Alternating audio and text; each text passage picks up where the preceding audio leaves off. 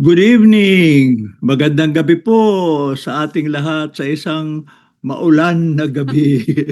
Bigla. Biglang bumuhos ang ulan, araw kanina, tapos biglang bumuhos. Tamang-tama sa ating tema sa Senior City Kwentuhan.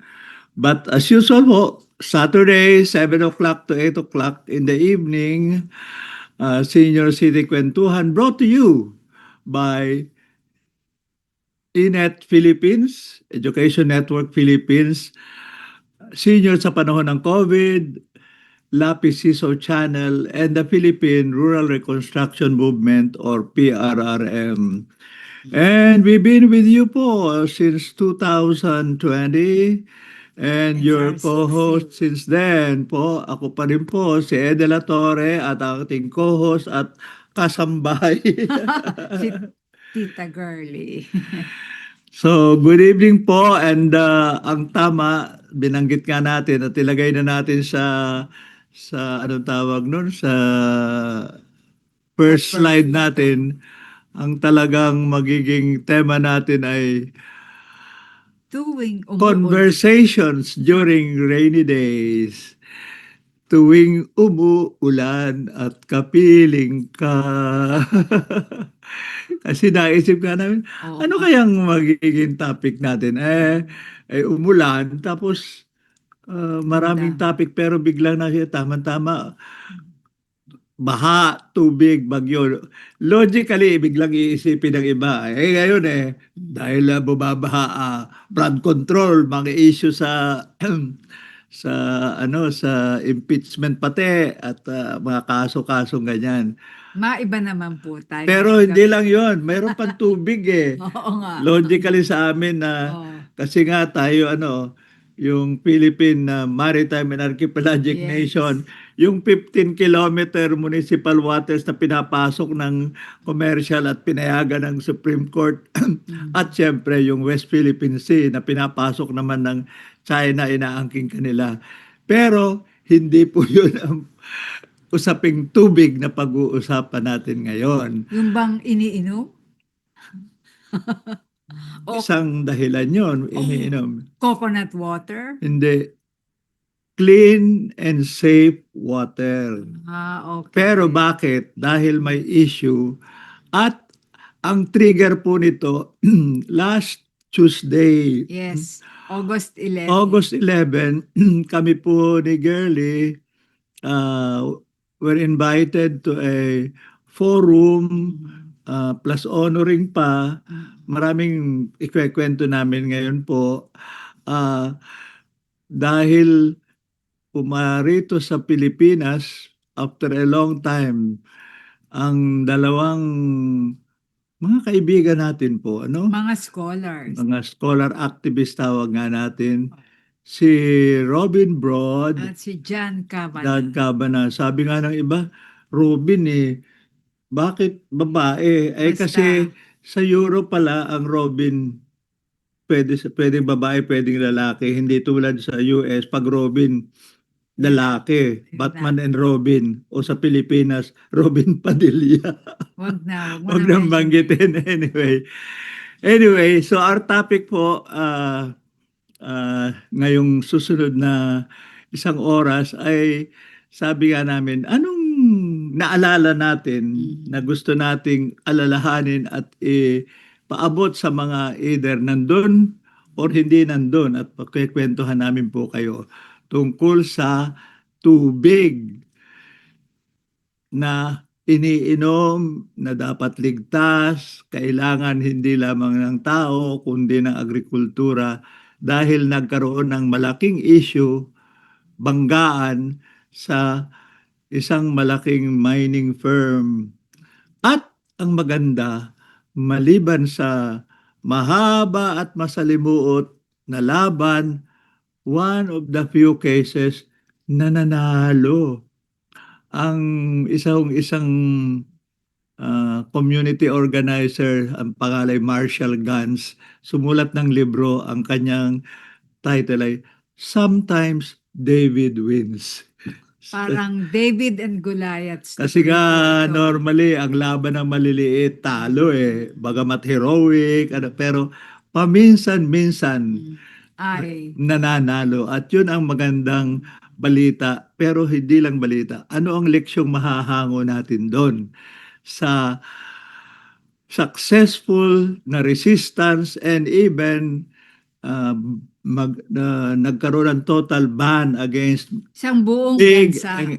extractive mining sa El Salvador, isang maliit na bansa sa Central America.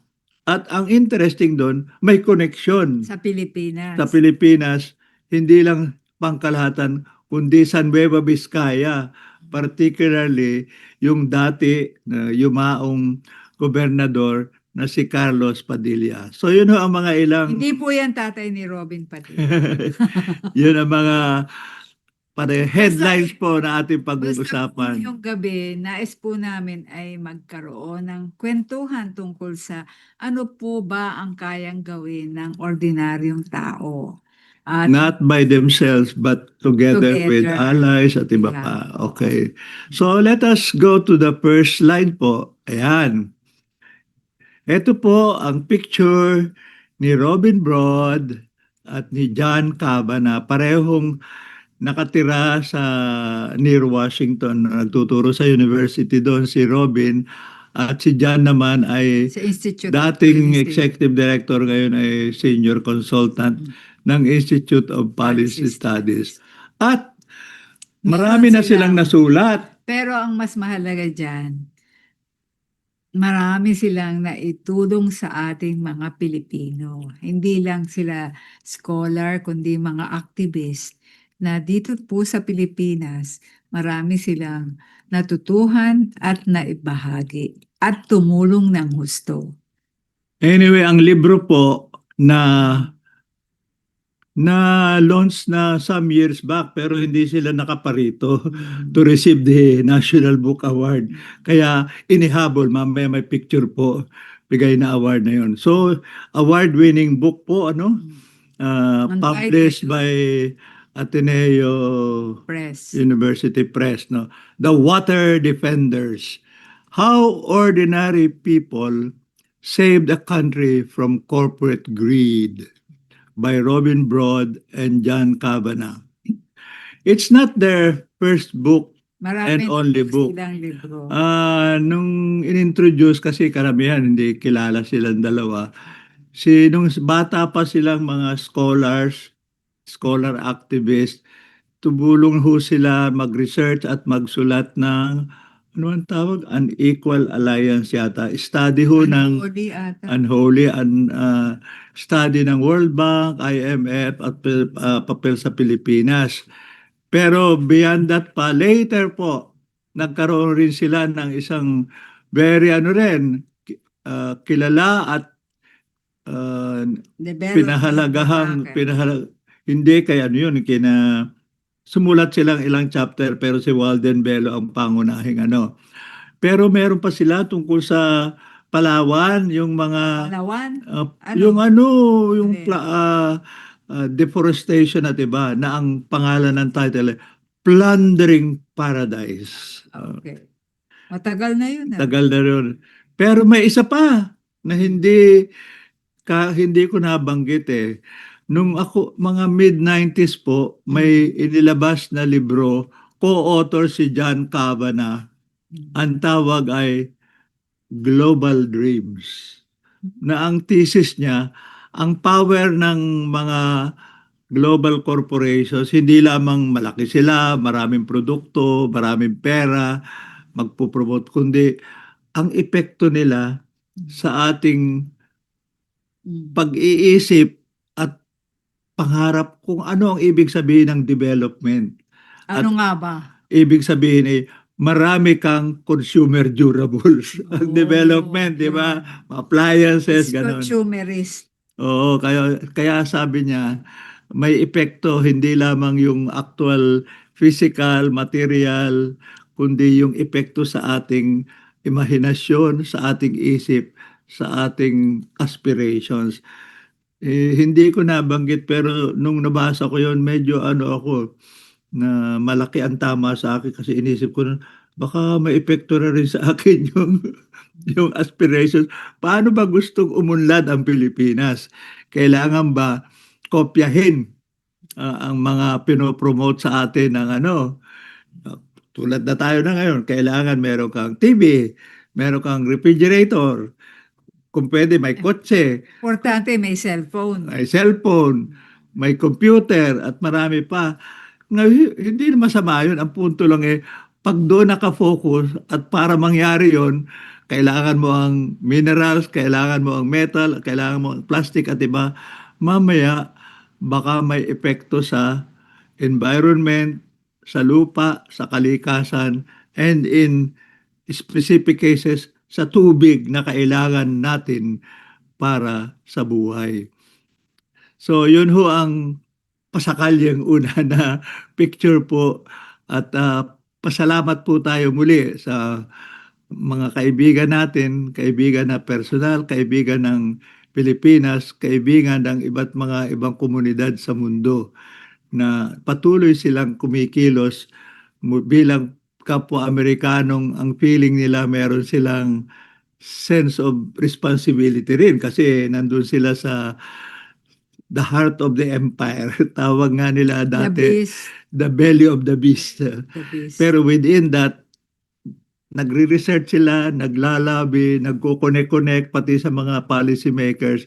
Hindi para sa kanilang sarili lang for scholarship, kundi para matulungan na yung mga boses ng mga maliliit na kumikilos. Pero ang desisyon ay kailangan ang ano, desisyon sa mga big players sa the world, including the US, Yun ay yung ay kanilang naapektuhan nila. facility dahil sila po ay masinop at napakahusay po. Kapag ho merong silang tinitingnan na suliranin, nagagawan ho nila ng paraan para makausap lahat ng involved dun sa isyong yun. Mula sa pinaka tao na nakakaramdam ng ganitong maldevelopment or injustice hanggang sa pinaka mataas na mula sa presidente hanggang mga court justices hanggang World Bank pa, 'di ba? Talagang ano yung at Yun saka ang mga kakayahan. projects nila o campaigns hindi madali ang minsanan. Kung minsan dekada, sunod-sunod ang pag-aaral, hindi agad malinaw, hindi agad nananalo, research ng research pa, lobby ng lobby, communicate, communicate. Talagang kaya hindi nangangahulugang taon-taon may bago silang Libro. campaign o bagong libro, kundi from time to time. At tayo natutuwa and we are fortunate na napili nila ang Pilipinas bilang isang partikular na bansa na ang mga issues rito ay talagang ah, inaako nilang issue nila at tulungan. Si John pala binanggit na may connection. Parang ang tatay yata niya ay sundalo naging kasama ng Death March Mm-mm. from Bataan to Tarlac. Yun. So yan po ang introduction sa dalawa at sa libro. Punta tayo sa susunod pong picture. Ito, Yan. nandyan po ang MC po ay si, nakalimutan ko na, Gusto ko Gargaritano sa Alyansa Tigil Minano. At ang katabi po niya siyempre Karina Bolasco, biyuda ng aming pareho nating kakilala na Mario dating Velasco. seminaristang SBD si Mario Bolasco. Kasi siya po noon ang publisher editor ng Anvil Anvil. and later Ateneo Press, no. At siya ang tumulong na i-publish and in the process nanalo ng National Book Award, pero hindi nila naibigay kasi hindi nakaparito si Robin at si John. So nasa gitna ho si Robin, ang katabi naman sa pagitan nila ni John si Ruth Padilla. Siya ho naman ang byuda ng yumaong former governor Carlos Padilla ng Nueva Vizcaya. Naging gobernador rin po minsan si Ruth Padilla. Later, she tried to run for Congress pero hindi nanalo. Pero ngayon, hanggang ngayon po, aktibong-aktibo pa. Puntahan na natin yung kwento. Bakit sila ay magkakakilala at bakit meron dun sa forum na binigyan parangal. Hindi lang yung libro ni Robin at ni John, kundi si Si Carlos. Carlos at si Ruth. Di ba may So, poster tayo? so anong koneksyon ng ni sinulat ni Sa water Robin at ni defenders. John tungkol sa water defender na El Salvador? Bakit may koneksyon sa Pilipinas, particularly sa Nueva Vizcaya and particularly kay former Governor Carlos Padilla? Ito po, ayan. Mhm. Unang-una, sabi nga ni Girlie, maglagay ka ng mapa, baka marami ating tagapakinig ngayon, hindi alam, nasaan ba ang El Salvador? Ayun, ang Doon liit-liit sa ho. Central America. Central America, wala pa. Mm. Ang linggit-linggit na bayan. Hindi ko nang alam ang data, baka mas malaki pa ang land area ng Nueva Vizcaya yata. Chicken mo nga. Check natin sa At Google. tingnan naman natin ang Pilipinas. Ayan po sa Northern Luzon, after Nueva Ecija po, mag-cross ka ng Dalton Pass, ang unang lalandingan po ay, balik muna natin, ay Nueva Vizcaya, no? Starting with Santa Fe, pero malapit sa Santa Fe, susunod ay, dati ay Dupax, at ang Dupax, so, doon nanggaling si Carlos Padilla. Pero later, ang Dupax nahati sa tatlong bayan, Dupax del Norte, Dupax del Sur, at pangatlo pa. So, anong relasyon ni ngayon ng kwento ng water defenders ng El Salvador, si Carlos Padilla at Nueva Vizcaya? Hindi ko na na-check eh. Baka siguro naman ang picture nito, hindi yung kaaway hindi yung corporate. Malamang baka ito ang presidente ng El Salvador na silang successfully na nakapagpasala ng batas na may total ban on large and extractive mining sa El Salvador. Kasi tingnan ho nyo sa picture, unlike the Philippines, pero may similarity. Ang El Salvador may isang napakalaking ilog that cuts across the whole country. At doon, yung mining, kasi ang isang target ay gold, ay gumagamit ng cyanide. Yung El Salvador, ang total land area yan ay 041 square kilometers. Kilometers. Ang Nueva Vizcaya po ay 3,903 to 4,813 square kilometers. O talaga, mas malaki pa. Oo. Isang probinsya lang sa atin. Pero ang interesting, binanggit ni Ruth Padilla, ang Nueva Vizcaya po, lalabing-lima ang bayan. Pero 14 ho ang mga mining applications at marami binigyan na ng permit. So talagang malaking issue ang pagbalanse. Hindi naman sinabing bawal lahat ang bina. Ang gusto nila bawal ang big and extractive mining. Ang Philippines ay 300,000 Oo. square kilometers. So parang one-tenth yung one-tenth pala yung area ng Biskaya. Malaki pala talagang probinsya yun, no? So yan ho ang kwento na, hindi, yun ang tanong. Anong naging relasyon ni Carlos Governor. Padilla at sa El Salvador? Okay. Sa totoo lang, hindi rin natin alam yung until kinento nila. Yung pala, doon sa mahabang kampanya, kasama ni nagpunta rin dito sa Biskaya sina Robin at John, nag-research kasi sa Biskaya po, isang malaking kumpanya rin doon, yung Oceana, nag-gold mining rin sa Cebu, ay nung patatapos na sana yung kanilang permit, 25 years, gobernador nun si Governor Caloy Padilla, gusto niyang iban na.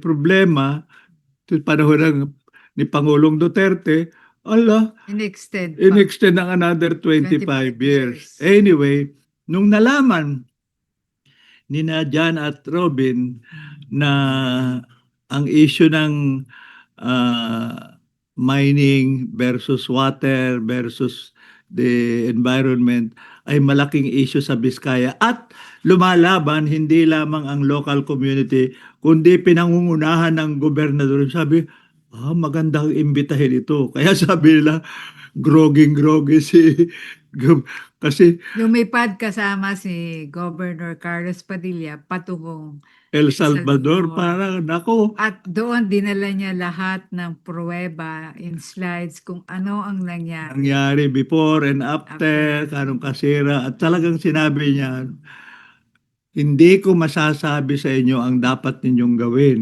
Mm. at ang pwede ninyong gawin. Pero pwede kong ibahagi sa inyo ang aming karanasan at pwede yung gamitin pagkunan ng aral, pagkunan ng argumento para sa inyong issue. Kaya talagang tuwang-tuwa yung mga Tao. kausap niya. Kasi una-una, hindi siya sabi ordinaryong mamamayan, baka environmentalist, aktivista, Hindi, NGO, ganyan. mismo siya. Gobernador mismo. At hindi lang simpleng gobernador, si Carlos Padilla po.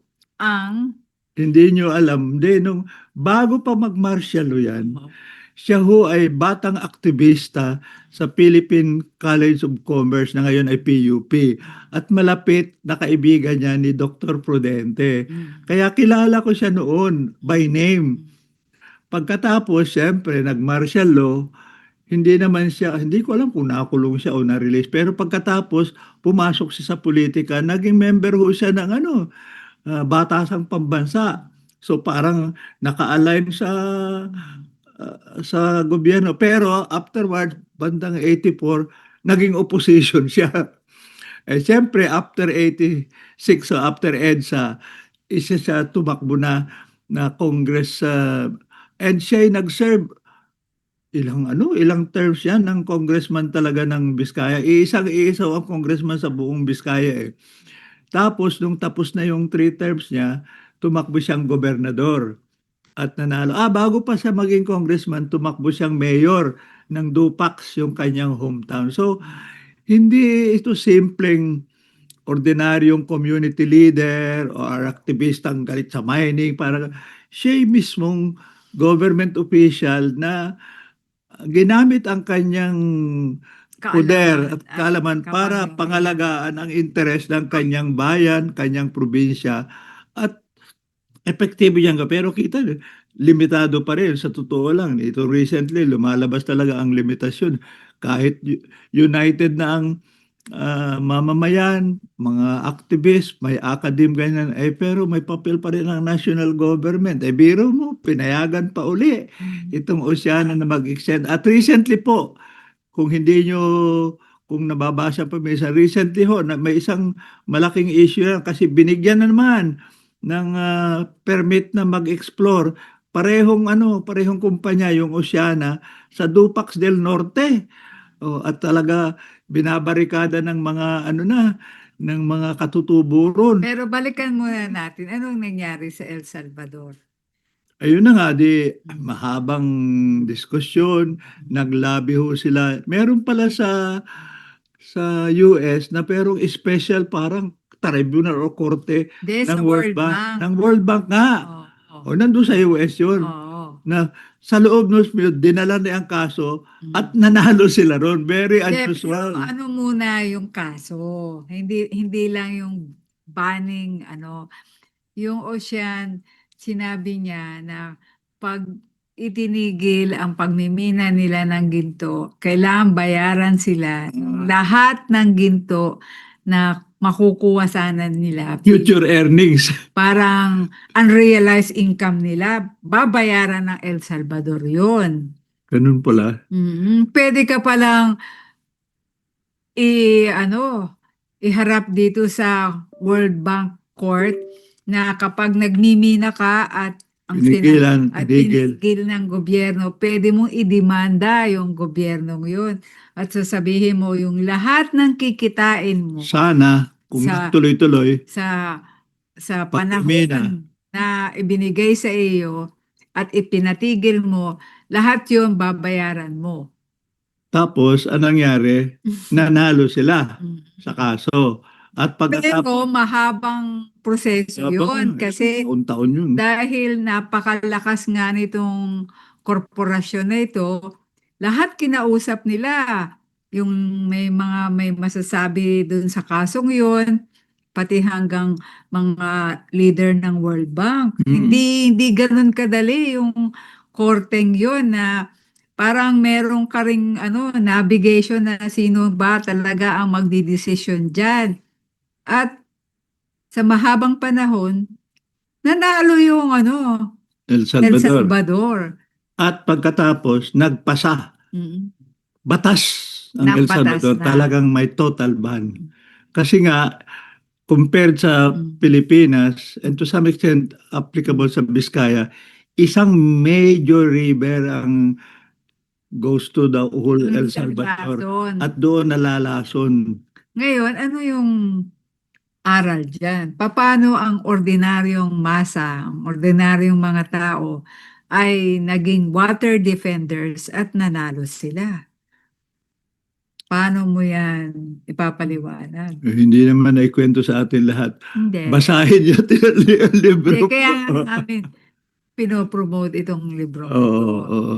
Mura naman ho kasi may reprint permit ang Ateneo Press. So 300 Pero plus dun sa pesos lang. open panel, kahit hindi po pa ninyo nababasa lahat na dito, sinabi po ni Robin at saka ni Jan, mahalaga yung community ay mag-organisa. Oh, sa kahuli-hulihan, kahit maggagawa ang mga intellectual, mga scholars, even Yung some pa rin. government officials, even universities, ay pag yung komunidad mismo ay well, Hindi medyo united. feeling na ayaw nila pero walang boses, hindi organisado, hindi mangyayari. Pero mabigat kasi ang isang dramatic at poignant doon na isang magaling na leader nung Si ay Marcelo. parang dinukot at pinatay. Hanggang ngayon nga hindi alam kung nasaan no. Hindi pa rin. Hindi Kaya pa rin parang nila. naka-honor rin naka-dedicate ang libro. Katawan niya dun sa balon. Oo. Heavily tortured. Pero dun sa buong panahon na pinaglalaban nila dun sa World Bank Tribunal na yun, hindi pa rin nila matanto Kung sino sino ang naging mastermind sa patay ng kanilang leader. Pero hindi lang yon. Hindi lang dapat mag-organisa ang mga tao, kundi may sinasabi si Jan, yung creative audacity. mamaya pag-uusapan natin yung mga Okay. leksyon. Pero sa kwento mo nang yan. Yung last slide dito related sa kwento ng El Salvador at Vizcaya at si Governor Padilla. Bigyan na. Tatlong picture ho yan. Yung isa muna sa kanan dito, ayan ho si Carlos Padilla na parang naka-native clothes tapos sa isang forum. Abel ata yun. Nasa gitna naman po, Asa. nagsalita during the forum po, si Ruth Padilla, kwento niya yung trabaho ni Carlos Padilla. Dito sa kaliwa ho, Kanya.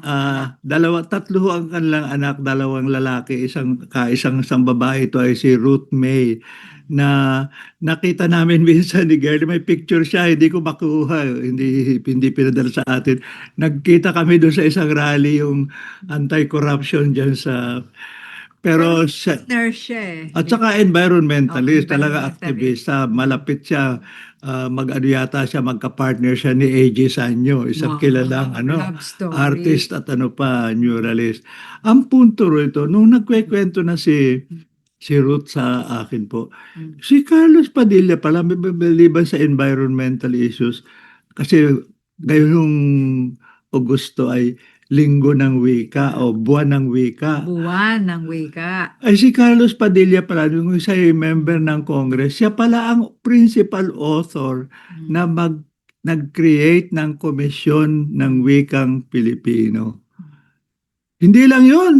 Mm. Siya rin ang principal author na nag-create ng National Council on the Culture and the Arts. Hindi lang yun. Ano pa? Marami pa siyang mga batas na author at na isa batas na tungkol sa edukasyon, yung pag-create ng Nueva Vizcaya State University at iba pa. So sayang nga at ang PRRM po may trabaho kami in the field sa Vizcaya pero hindi ako nagkaroon ng pagkakataon in the past na ma-meet at makausap si Kaloy Padilla. Sayang, no? Pero at least nakapag-usap rin ho kami ni Ruth Padilla kasi siya po, nung siya naging gobernadora, may project ho sila sa Vizcaya na kinilala rin at binigyan ng parangal ng Galing Pook Foundation. Kaya maraming magandang very positive lection tungkol sa yung issue natin na kung minsan tayo nadi-discourage sa malalaking issue, global, national, pero may mga local government, lalo na pag participatory local government na mobilize ang mga mamamayan, may maganda naman nangyayari. May pag-asang pwedeng pagsimulan para sa mas malaki pang pag-asa natin. Yun ho ang parang the first half ng ating 30 minutes. kwentuhan tuwing Upang umuulan at kapiling ka. At dahil sa tubig, marami tayong natututuhan. Paano yung creative audacity? Relax lang, punta tayo. Nagmamadali masyado. Kasi half of the hour na, kailangan magugutom na ang mga tao. Sabi, ano pa pang kinikwento niyang si Ed at si Curly? Ayan.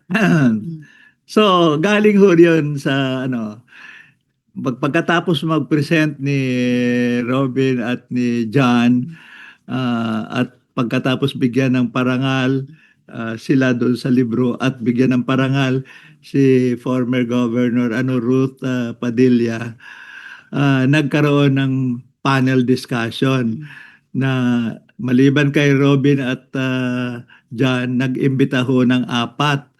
Si Becky Malay ng PRRM, si Global ang nire-represent niya Global Call to Action Against Poverty. Yes. Pero PRRM rin ho siya.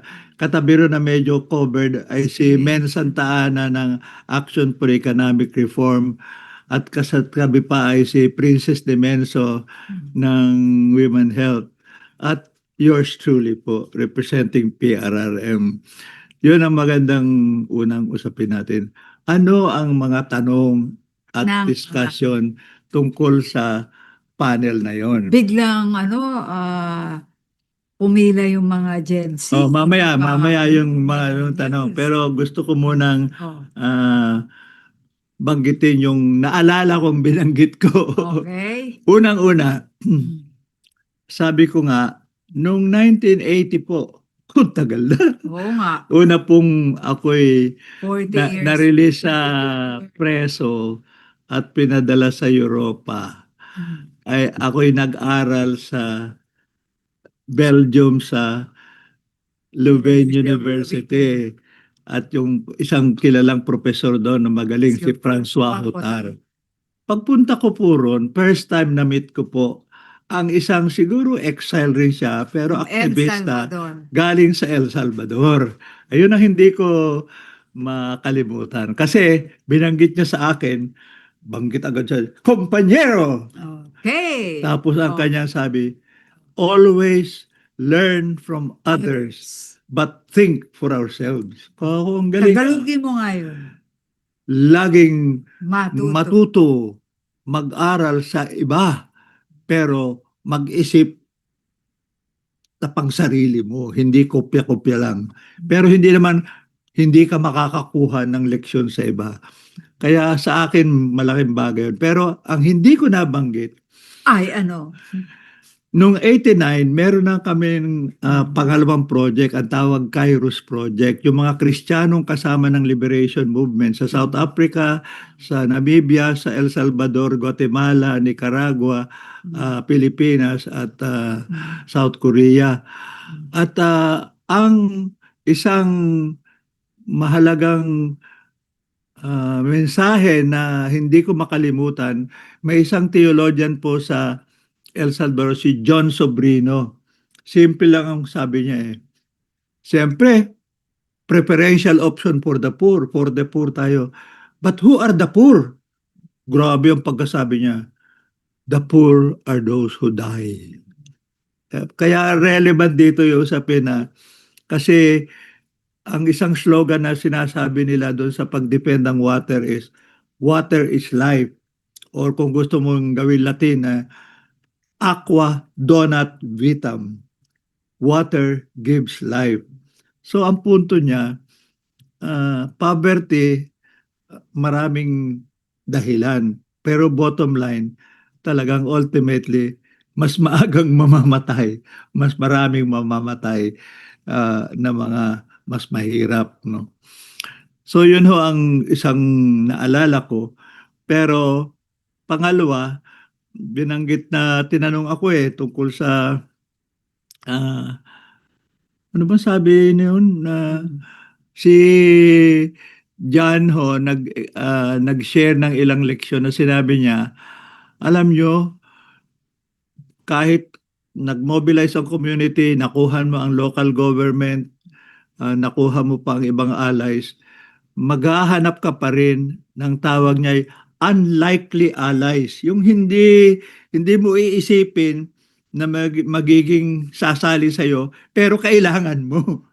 Kahit conservative. At binanggit niya ang dalawang mahalaga, yung Archbishop, no? Catholic Archbishop ng El Salvador, kasi Catholic country po yan. Sa totoo lang, hindi siya progressive, o activist, o environmentalist. Pero mukhang nag-aral yata siya, may pagka-scientific background. Nung nalaman na cyanide ang ginagamit at talaga makakamatay, biglang nag-take ng stand. Nabigla yung iba, hindi in-expect na sasalis doon sa protesta at susuporta ng kilos.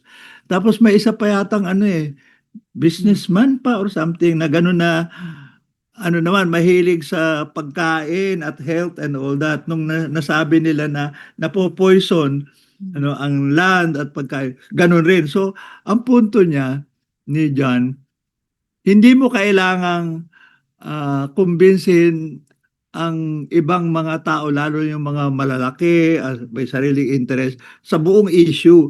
Hahanapan mo ng particular issue na malapit sa kanilang puso at yun ang magiging basis nila para sumuporta sa iyo. Hindi siya nag-a-agree sa ibang bagay, pero sa issue yan, mag-a-agree sila.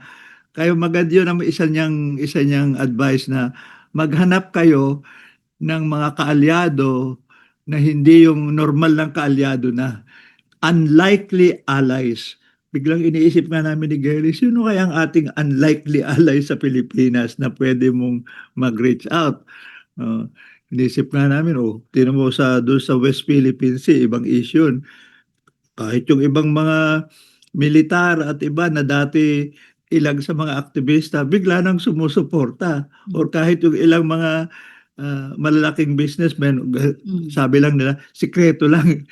Kasi ang feeling nila nga ay masyadong nanghihimasok na ang China, pati sa kanilang negosyo. So, may sarili silang dahilan, no? Hindi necessarily exactly the same na dahilan ng mga nagpupus ng isang issue. Pero tanggapin mo at yun ang gamitin mo sapagkat tunay na galing rin sa kanilang kalooban yun. Kaya sabi niya, paramihan niya kasi labanan ng numbers ito sa isang demokrasya at hindi lang maliliit kundi malalaki. Pero sa ilang malalaki, maghanap ka even ng unlikely allies. No? Ang pangatlong nabanggit ko noon, hindi ko alam kung si Sister Corita, yung isang artist sa US na madre, or baka iba raw may quotation siyang hindi ko rin makalimutan. Sabi niya, people generally root for the Underdog. underdog. But, But they tend to follow the top dog. Mm. Ibig sabihin, for the purta, pero pag nag-decide na in the end, susunod pa rin yan kung sino ang malaki at malakas. Kaya, pero, yung malaki at malakas, hindi necessarily lahat yan babanggain mo. Makakuha ka ng ilan dyan, makakatulong para para makadagdag sa pwersa. At binanggit ko sa lesson sa community organizing, si Saul Alinsky noon binanggit na pag ikaw ay bumabangga sa malalaki. malalaki, ah, isipin mo na mga ilan dyan can be made To do the right thing for the even wrong for the wrong reason. Sabi ko, May example ka ba? hindi naman, I'll give example, pero sa Biblia pa ito, Mm. sa Luke, Mm. in the Bible, may story dong the unjust judge and the importunate widow. Okay. Mm. Yung isang huwes, sinabi, I am unjust and I remain unjust. Pero yung isang widow, balik ng balik sa kanya na Mm. inuukil-kil siya sa isang issue. Tapos sabi niya, I am unjust. But in order to relieve myself of this pangungulit nito, ibigay ko na nga. Compared to dating tingin natin mga aktivista, pag unjust ang judge, paano mo mapapagawa ng tama? Dalawa lamang. I-convert mo or i-replace mo. Ito, hindi na convert, siya pa rin ang nasa power, pero nagbigay ng just. For the reason na ayaw na lang yung, parang sabi niya, para ako makatulog at hindi ako.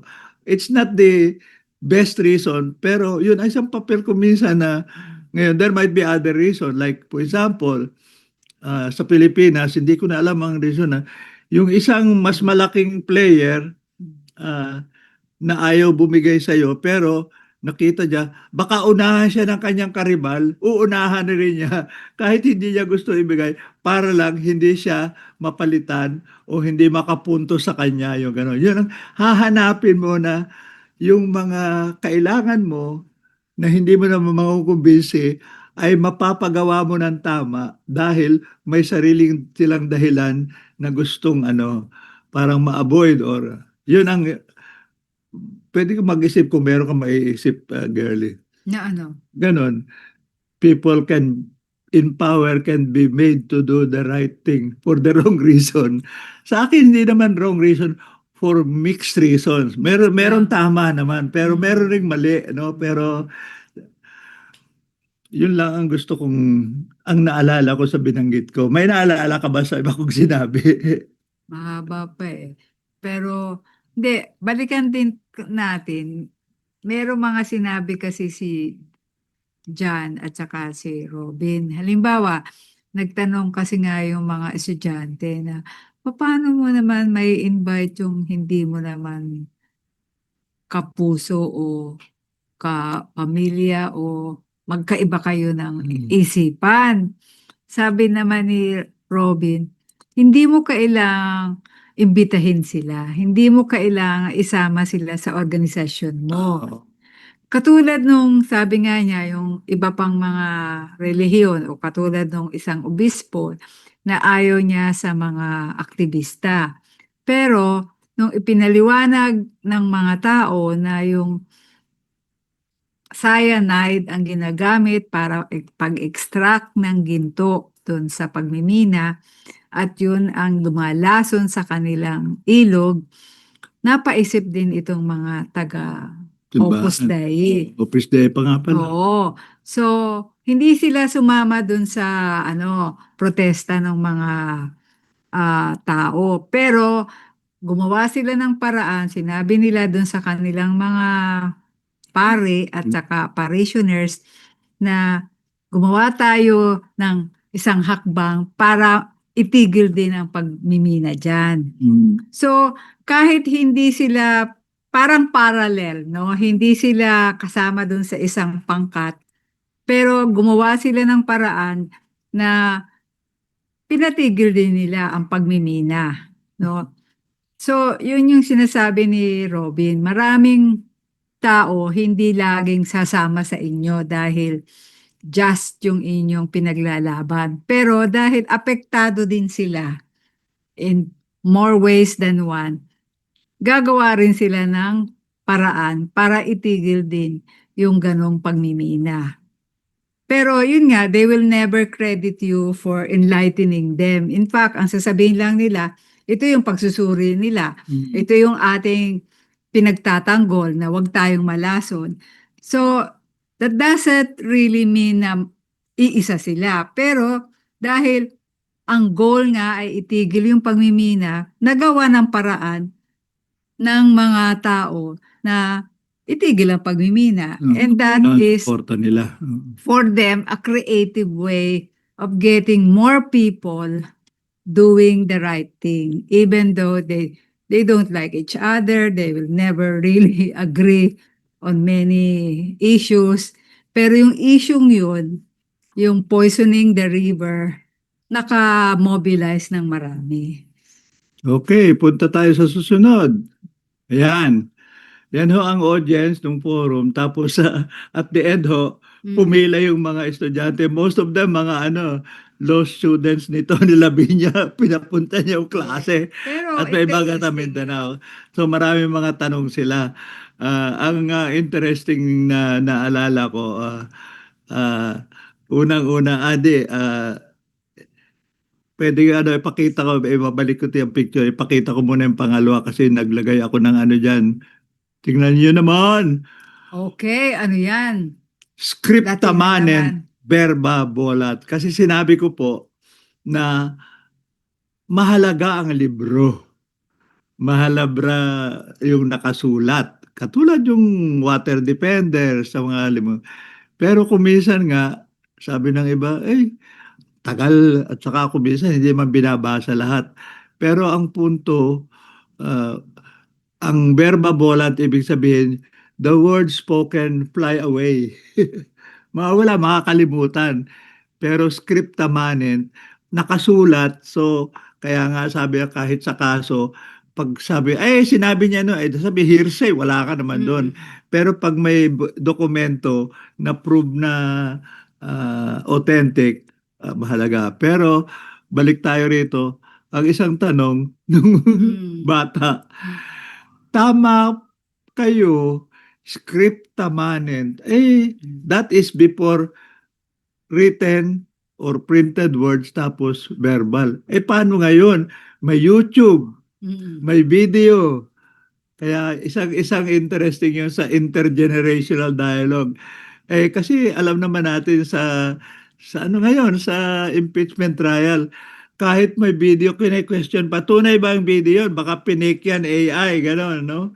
So, para ang punto of course, pwede rin ma-fake ang isang dokumento, pwede rin ma-fake ang isang libro. Pero mas mahirap kasi kung copyrighted and published by reputable publisher and documents ay notarized, mahalaga pa rin ang nakasulat, no? So, mahalagang magsalita, mahalagang ma-record, mahalagang isigaw, pero mahalaga pa rin ang put together on paper, either written, typed, or eventually printed, especially in books that are parang considered respectable, authentic, scientific, reliable, Peer-reviewed, sabi nga.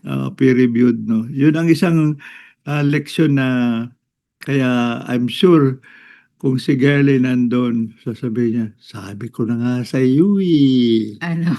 magsulat ka na nga eh.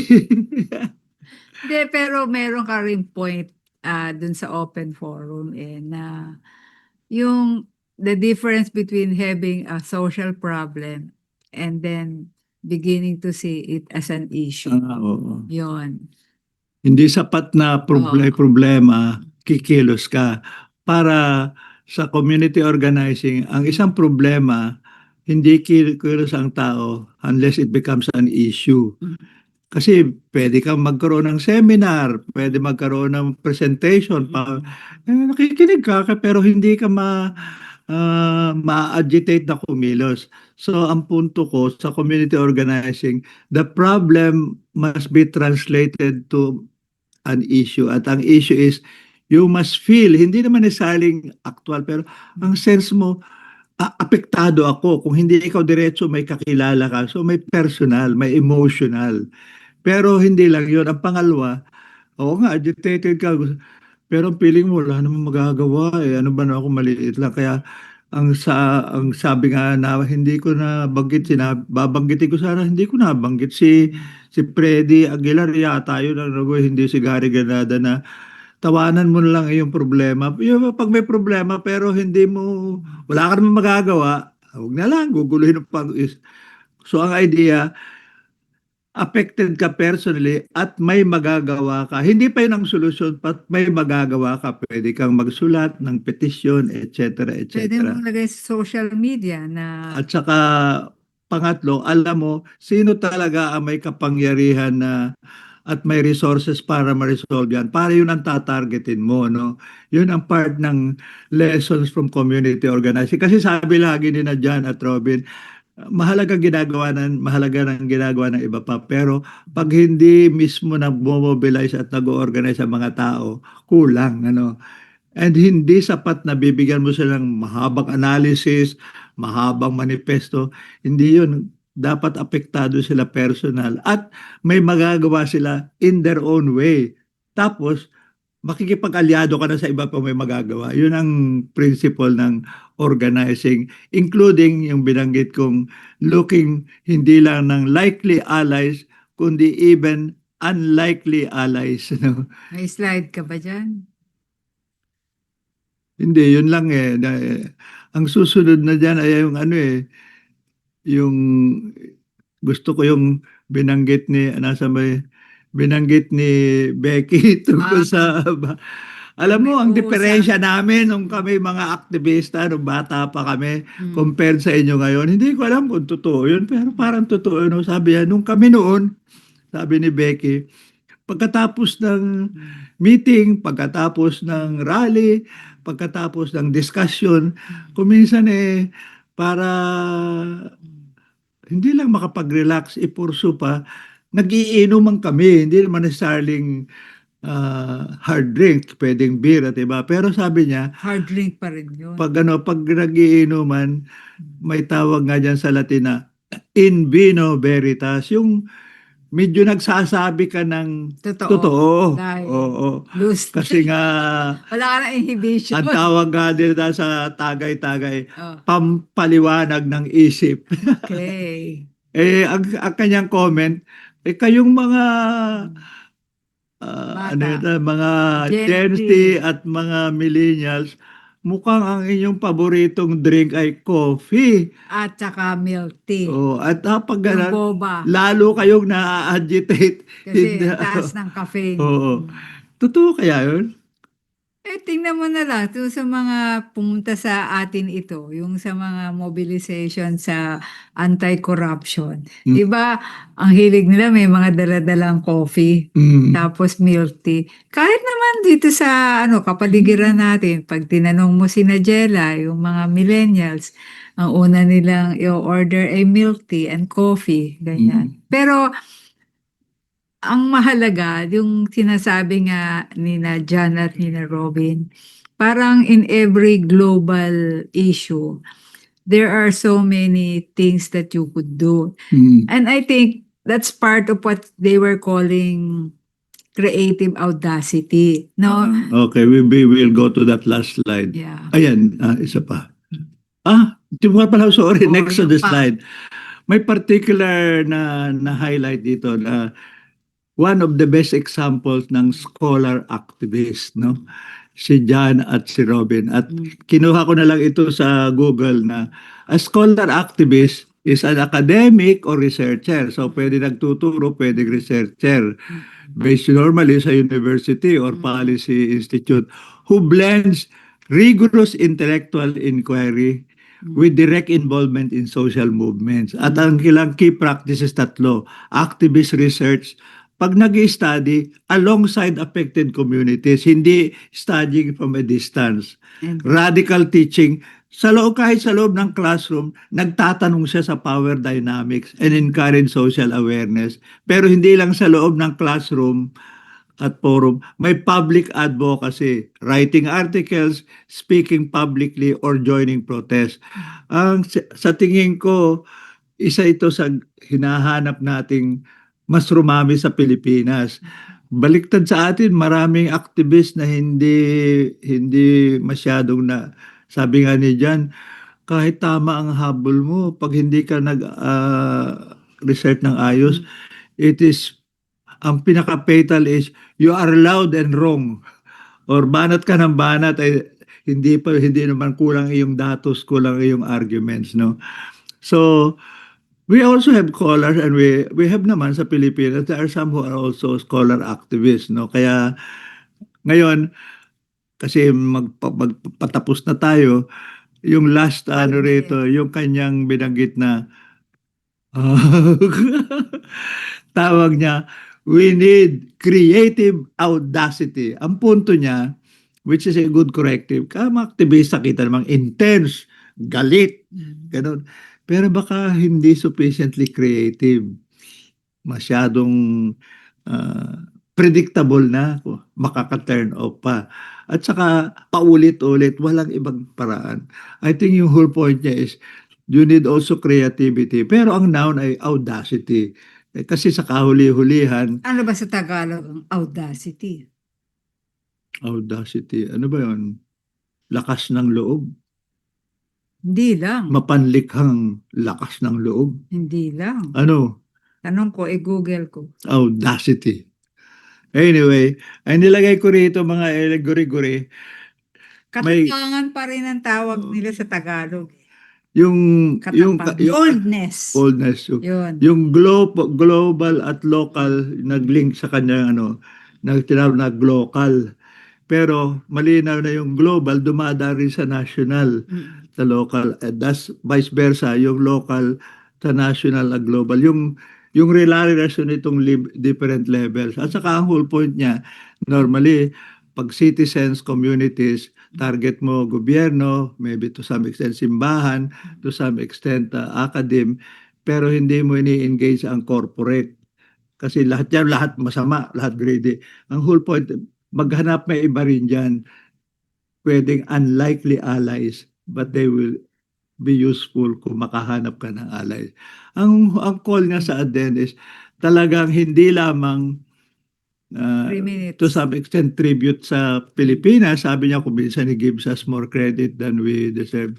Kayo naman sa Pilipinas, kayo naman mahaba ang inyong karanasan sa popular education. Yes. Kasi yun ang sinabi ko nga. You can be a very good scholar, pero hindi accessible yung scholarship. Baka ang tingin tuloy na iba kasi ang matalino ay yung hindi ganap na maintindihan. Dapat naiintindihan ka rin. No? So yung popularization doesn't mean isi-simplify mo o idadam-down mo. You must be creative, and hindi lamang sa words, maghahanap ka ng paraan. You can bring music, you can bring images, and different voices. Pwede style drama, ganun. I think yun ang challenge sa atin kasi kung minsan sa Pilipinas, even ngayon, talagang you can understand and appreciate, maraming talagang gustong kumilos. Pero kung minsan, sabi nga, sa pagmamadali, hindi nag-iisip na may ibang paraan pa para mas makumbinsi yung iba. Kasi pwede kang i-turn off ng iba. Yan na naman, no? And the worst that can happen is hindi na nag-pay attention sa iyo at sa tingin, ay, tulad ng dati, yan na naman, no? Pare-pareho lang ang sinasabi. Sa challenge sa atin, lahat talaga yun. Kahit Ngayong umuulan at kapiling kita, ano ang final lesson natin? bakit ikaw ay nagtatanong when ikaw ang may sagot? Ikaw, anong sagot mo? Kaya, pag-isipan, sino-sino ba ang ating mga kaibigan na marami tayong naibabahagi sa kanila at sila rin maraming naibabahagi sa atin. So kahit umuulan, may natututuhan tayo. Katulad nga niyan, creative audacity para sa ating mga aktivista, para sa ating mga senior, para sa ating mga Gen Z at millennials. We can always be creative. At saka I think the challenge to us, lalo sa ating henerasyon, Mm. siyempre for all the creativity, mas ano tayo, face to face, diretso. Yes. And that remains valid. Pero Mm. paano natin appreciate at gamitin well itong social media? Yeah. No, para kasi unang-una yan ang daigdig ng marami. At saka given the high price of gasoline, Yes. the distance, saka traffic, Mm. at saka how will we know what the others are thinking? So, malaking papel ng social media, even as simple as Facebook and Messenger and Viber at iba pa. Kaya paano natin i-combine yung physical and cyber, ano? I think isa yun sa ano yung kombinasyon, yung tinatawag ng hybrid type of communication, no? And to some extent, bagamat we should be much better sana after 6 years, mag-improve yung ating podcast, yung ating Oh, Senior City Kwentuhan. practice ho namin. Tatanong ho namin sa mga Gen Z at saka mga millennials, paano sa susunod na mga broadcast, mas creative na tayo. Kasi marami naman ho kaming natututuhan sa mga millennials at saka Gen Z. At siyempre, as senior citizen, nakakasabay din naman kami sa mga ginagawa nila sa digital, humor, digital art, ganyan. Pero, siyempre, every time we discuss something that affects us all, we would welcome the creativity of our people. Yun. And on that note, with Girly as having the last word Yes. and promise, Yes. nagpapasalamat kami sa mga nagtiyagang makinig Yes. ngayong umuulan. Ilalagay po ito sa YouTube din. Sa Kaya pwede po YouTube. kayo magpadala pa rin ng mga ideya At ninyo. saka sana magpadalo kayo ng comments at mga suggestions, no?